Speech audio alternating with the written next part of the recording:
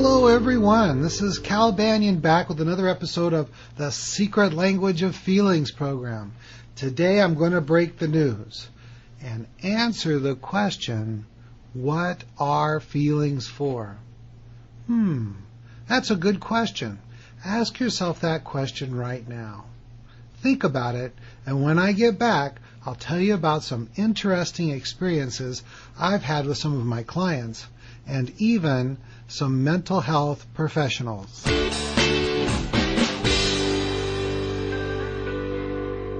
All right now, I'm glad to have you back for this other episode. By the way, if you recognize that you've suffered from some of the feel bad and distract cycle that I've been explaining in the previous episodes, there's some things you can do. Keep listening to the program. You're going to learn how to set yourself free with 1, 2, 3. So just hang in there. We're going to get into how to move beyond the feel bad distract cycle. You can get the Secret Language of Feelings book. And in there you'll learn how to turn everything around if you can't wait for the next episode. Contact our office and we can get you in touch with someone that can work with you. All right, as usual, we'll have our super quick review of the important points from the last episodes and then on to the new stuff.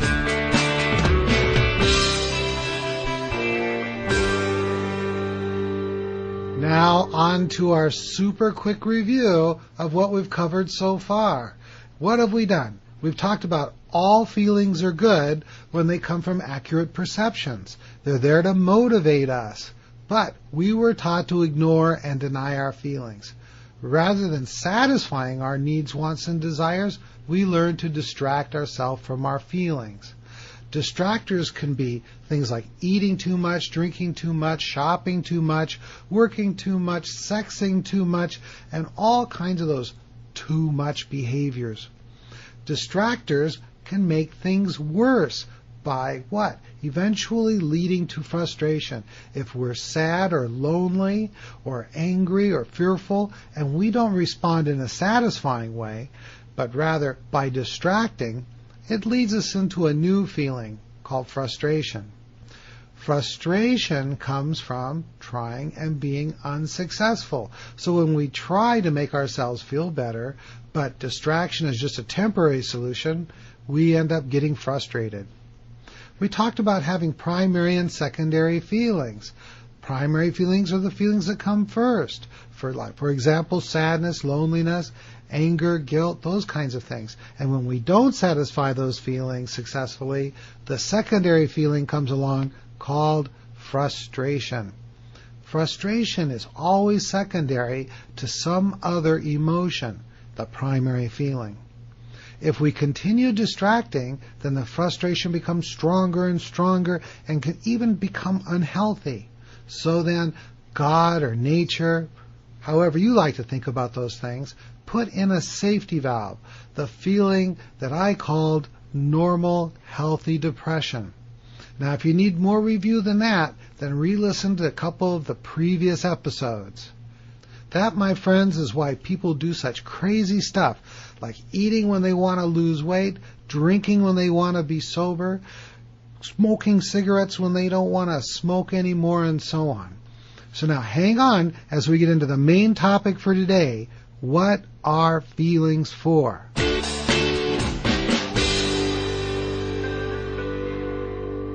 Now we get started with the good stuff, the main topic for today. What I'm going to go over with you in this program is not something that I learned in graduate school. It was learned by conducting thousands of hours of hypnosis sessions with real clients with real problems. While doing that work, I had the opportunity to talk directly with the subconscious mind and learn what was the cause of the problem. What I learned is that there was a painful emotion that was driving us to distraction, and that as a result, we ate too much, drank too much, shopped too much, gambled too much, and so on. One of the interesting things that the work taught me was something that most doctors, counselors, and psychologists didn't have a clue about. As I began to understand the secret language, I started to explain it to my clients. Some of them were mental health professionals and medical professionals. After a while, I found it was interesting to talk to them about what feelings are. I'd ask them all. I'd ask my clients, I'd ask the doctors, I'd ask the counselors, what are feelings for? Not surprisingly, most of them looked at me like I was from another planet. It was like they didn't even understand the question. I thought to myself, this might make sense if I was talking to the layperson, but what about those who are in the helping professionals? I'd have a doctor, psychologist, counselor, or social worker in my office, and I'd ask the same questions, like, what are feelings for? And I'd get that same look as I got from the layperson. None of them seemed to know what I was talking about, or they would just strain to come up with an answer on the spot.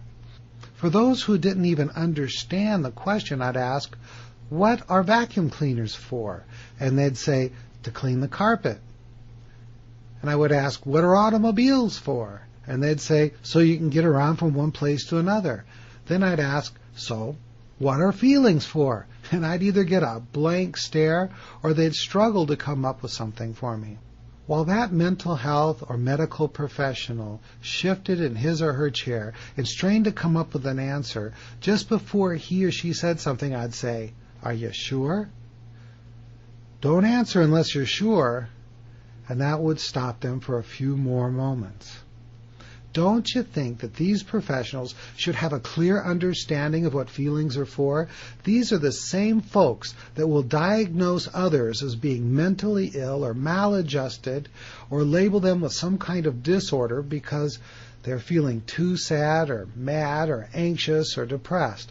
Don't you think that these professionals should have a clear understanding of what feelings are for before they prescribe medications to flatten out your emotions? I do. Ladies and gentlemen, your feelings are like the lights and gauges on the dashboard of a car. They're there to give you information. They are an internal wisdom. They let you know how well you are fulfilling your needs, wants, or desires.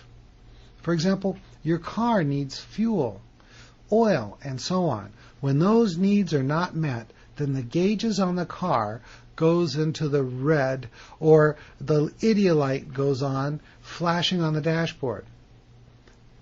When that happens, you feel bad. And that feeling is there to motivate you to fulfill the automobile's needs, or it's going to stop working. Let me give you an example.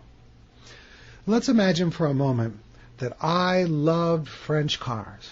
Now, not just any old French car, the Citroën. Now, I hope I said that right, because I barely get by in English, much less be able to speak French. But back in the early 70s, back when I was in the Air Force, I was in Germany. I was there for 2 wonderful years. I had a wonderful time in the German country. Wonderful people, wonderful scenery, and I remember when I first laid my eyes on this car. Now, it's not a German car, it's a French car, and it's called the Citroën. Now, the Citroën of the late 60s and early 70s, man, it looked like something from outer space. It was sleek and smooth. Now, imagine for a moment, here I am, many years later, and my best buddy tells me that, you know what, he just got a new car. And I said, well, what new car did you get? He says, not actually a new car, but it's new to me. I said, okay, well, tell me about what you get. And he says, Cal, you're not going to believe this. I have a early 70 model Citroën, and it's just like new, totally restored. I said, oh, man, can I take a look at it? Takes me into his garage. I look at it, and it's fantastic, mint condition. I said, man, I can't believe it. That's wonderful. Man, I wish I had a car like that. And he said to me, Cal, anytime you want, you can take it for a drive. Oh, I said, man, if I took it for a drive, you might never get it back. And he says, you know what? Don't worry about it. You want to take it for a day? You want to take it for a week? No problem. I said, that's fantastic. You know, I'm going to be taking a long trip tomorrow. I'm going to be driving out to Montana. Can I take it? He says, Cal, you're a good friend of mine. he said, I'm just going to enjoy the fact that you're going to be in that beautiful car enjoying yourself. I said, I can't believe it. The next day I show up with my little overnight bag. I'm going to do this drive out to Montana. And I get in my car and I throw that bag in the seat next to me and I'm driving along and I am so excited. I mean, I've never even driven one of these cars before, but it's like my dream car. And I'm driving. Now, I'm going through California and everything is fine, and I'm going through Nevada, and I'm driving up there, and I'm just having a great time in this car. Now, I finally get into Wyoming and Montana, and let me tell you something about Wyoming and Montana.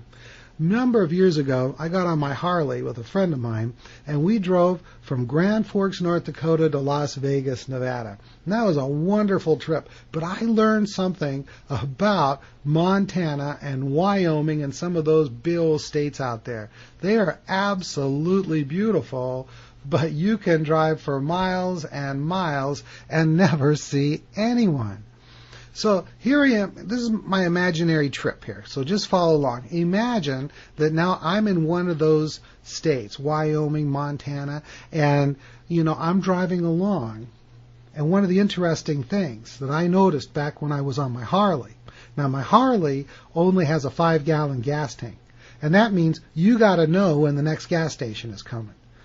And I noticed that sometimes you might drive 100 miles, 200 miles before you even see a gas station. So there I am in my imaginary trip in my Citroen, my buddy's Citroen, and I'm driving across the country, and I'm somewhere in Wyoming or Montana, and I haven't seen a gas station in a long time. And then I looked down at my dashboard. Something caught my eye. Now there's this little red light that just went on.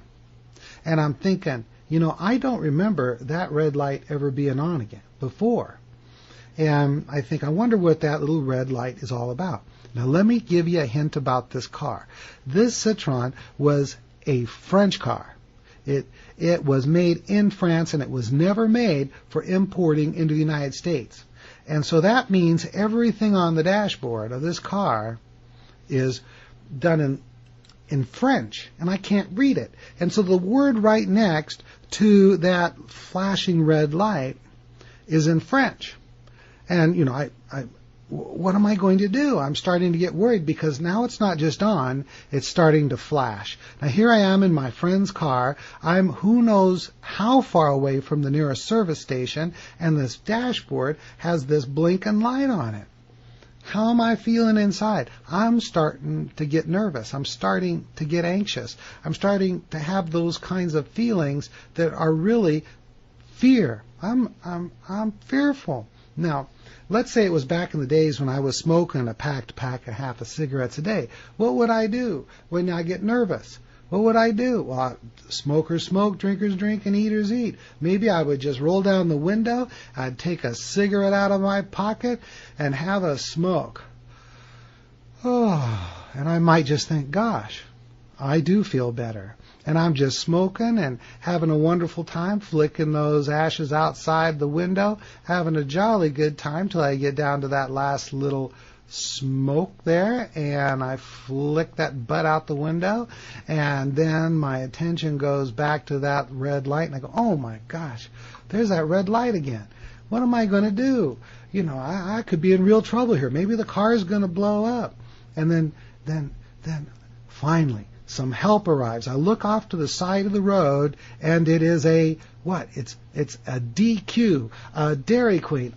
Salvation. And I pull in. Now, if you're outside of the country listening to this, that's a little place where you can get some ice cream, okay? And I go to the drive-thru, and they say, can I help you? I say, yeah, I'd like to have one of them triple soft-serve ice cream cones.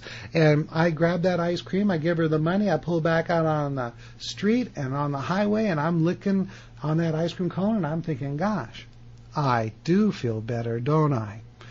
And for a while, I just feel all better, and I get down to that last couple bites of that ice cream cone. And, my favorite part is that last inch or two when you get to that crunchy part at the bottom of the cone and a little bit of ice cream in it. And I finish that off, and I feel so good. And then my attention goes back to that blinking light on the dashboard. And my blood pressure goes back. I'm all scared again, and maybe I'm now maybe I'm even anxious or worried and frustrated because what I've been doing hasn't made that little red light go off. So I just keep going and miles, and I'm worrying more and more and getting more frustrated because nothing I've done has done anything about the cause of the problem. So, good. One more chance. Off to the side of the road, I see what? A little roadside tavern, a bar, a drinking establishment. Now I could pull into there and I could walk in, I could think, oh, gosh, I do feel better. And I'd say, bartender, I want me a beer. Give me some of those little chicken nuggets over there. Give me some of them pickled eggs and pickled pig's feet. And I could sit there in my little beer and pig feet heaven and eat, and gosh, I do feel better. Get done with all that, pay the man, walk out of the tavern, and if I'm still able to drive, I could get back into that car, turn on the motor, get back on the highway, get going down the highway, and what happens? That blinking light starts going again, and I'm going, geez, I just don't know what to do.